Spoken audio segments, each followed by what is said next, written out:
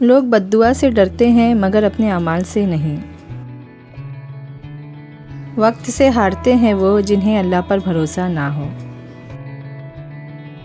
تلخ ہو جانا منافق ہو جانے سے بہتر ہے۔ یہ جو سانس ہے حقیقت میں یہی چانس ہے۔ محبت کی ابتدا بھی اللہ ہے اور انتہا بھی اللہ ہے۔ تمہارا سب کچھ تمہارا اللہ ہے۔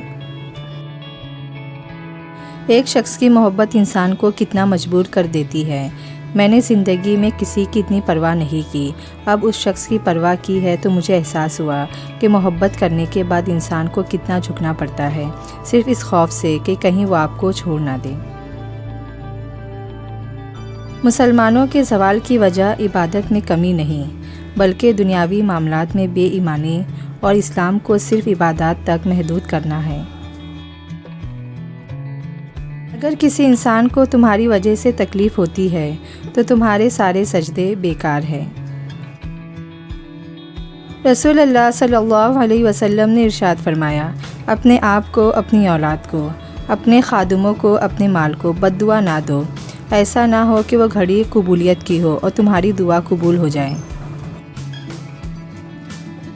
رسول اللہ صلی اللہ علیہ وسلم نے ارشاد فرمایا، اللہ تعالیٰ فرماتا ہے، اے ابن آدم، تو خرچ کرتا جا، میں تجھے دیتے جاؤں گا۔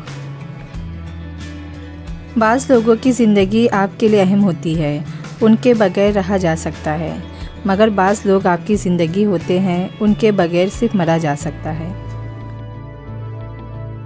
باپ کے دم سے سب خوشیاں زمانے کی، باپ نہ ہو تو جگہ نہیں ملتی سر چھپانے کی۔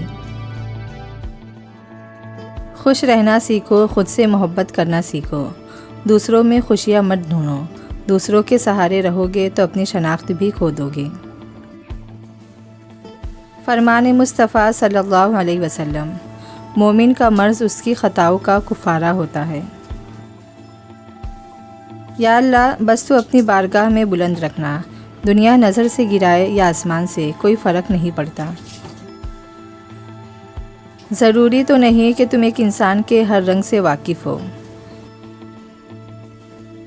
والدین کو ستانے والوں کا انجام۔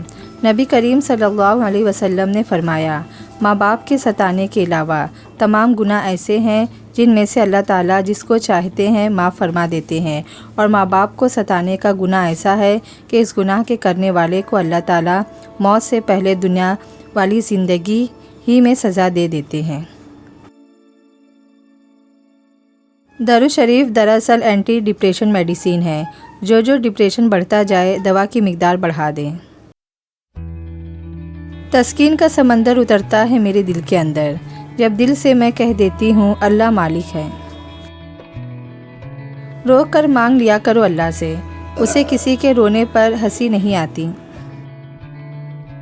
عورت کا خوبصورت ہونا ایک عام بات ہے، مگر اپنی خوبصورتی کو خدا کے خوف سے چھپا لینا یہ خاص بات ہے۔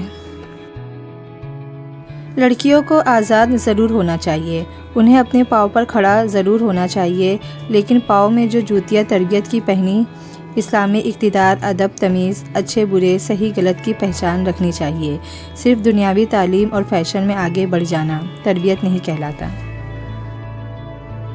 بہترین انسان وہ ہے جو اپنے لیے حدود کو سیٹ کر لیتا ہے اور نہ خود اسے توڑتا ہے اور نہ کسی کو توڑنے دیتا ہے۔